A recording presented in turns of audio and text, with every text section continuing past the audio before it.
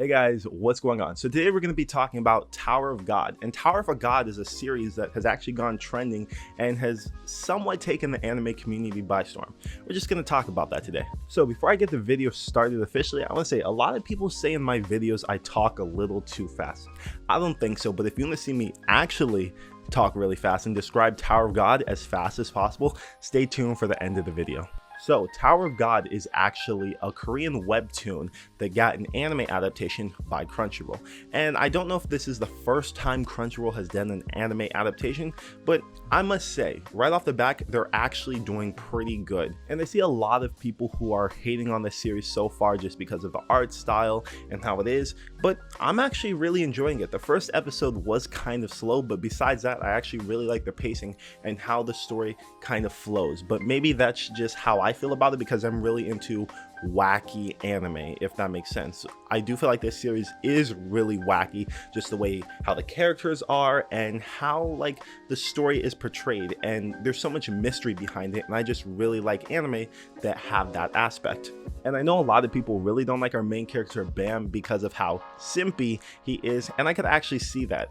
Because the reason why he's climbing the tower is to chase after this girl, which I don't know if that was the correct move when it comes to what his motivations are, but hey, people say the power of friendship and love is like the strongest power there is. So I guess that's the driving factor for this series. And another thing, I know a lot of people really like this, and so do I. I'm a sucker for it sometimes too. A character who is weak, but at the same time, you know he's overpowered. And I really get like Hunter x Hunter vibes from this series. At this point right here, I feel like they're taking the Hunter exam. So it kind of reminds me of that, and I really like that. And when it comes to the animation, I know a lot of people are saying, oh, it's weird.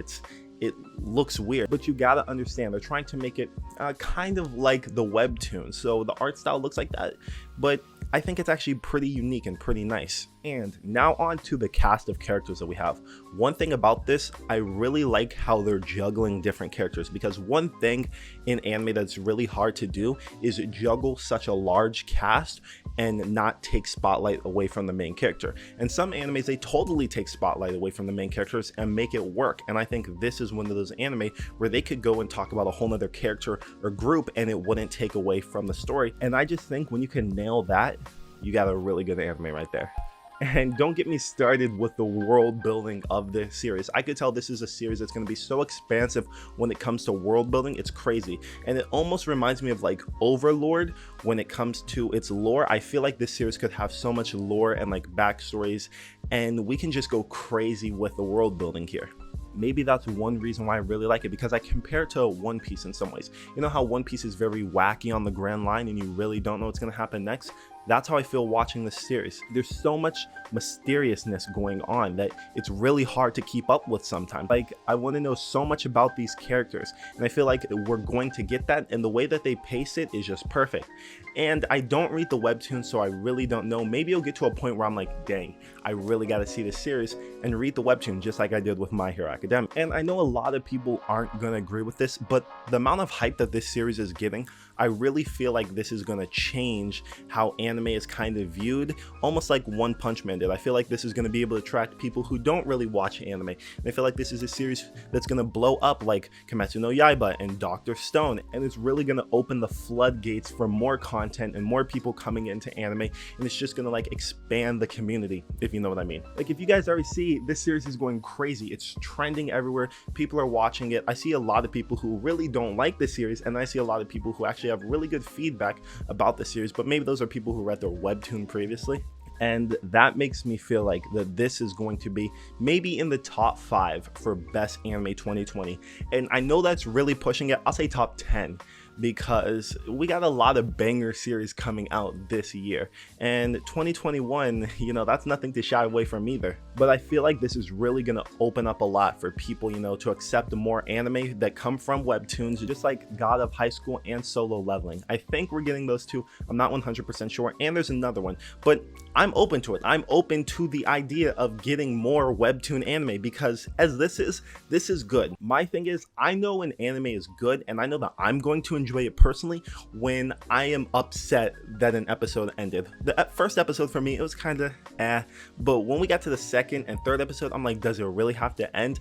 I just like that, and I really can't wait to see the character expansion and how the character development flows throughout the story. I really hope though that he does change why he wants to climb the tower, like he gets a different perspective. Maybe Rachel dies. I hope Rachel dies, and I hope his goal is to get to the top of the tower at the possibility of wishing her back to life or something like that. Because I think just climbing the tower to, you know, see Rachel, or just because I was the only person that was ever in his life and now I'm gonna climb the tower because she's gone and I miss her, I don't really think that is a good motivation for our main character, but hopefully it changes. You guys have already read the webtoon, so you probably know, but don't spoil in the comments for people who haven't. But this was just a quick little video on Tower of God, and now I bet you guys are expecting to see me explain this as fast as possible. Here we go. 3, 2, 1, let's go. This is not sped up at all, by the way. So Tower of God, aka Tower of Simp, is a Crunchyroll anime adaptation based upon a webtoon that was actually very popular, and the story is about a boy named Bam who knows a girl named Rachel, and the girl named Rachel climbs the tower to go see the stars, and then the boy named Bam climbs the tower to go find the girl climbing the tower to see the stars. And that's basically what Tower of God is about. If you think I talked too fast, let me know. Okay, and that's basically all I have for you guys today. I just want to talk about Tower of God a little bit, considering it's a really popular series, and I think it's just going to get better as it goes on. But let me know what you guys think down in the comments below, and with all that being said, hope you guys enjoyed the video, and peace.